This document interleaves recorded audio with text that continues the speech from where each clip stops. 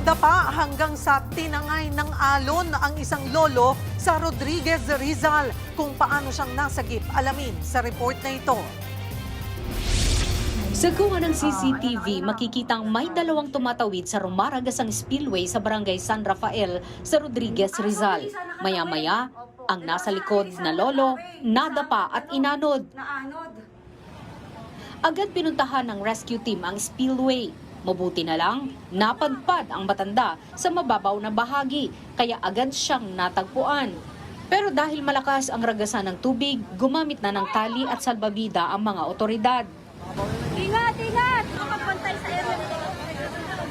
Dito na nakuha ang matanda. Agad siyang sinuotan ng life vest.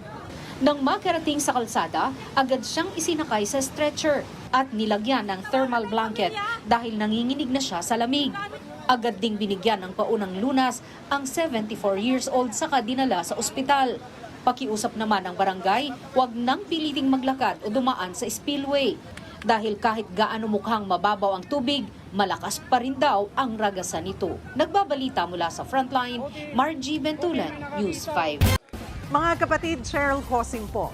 Maging maalam at may pakialam sa mga napapanahong issue at headlines. Mag-follow at mag-subscribe na sa social media pages ng News 5.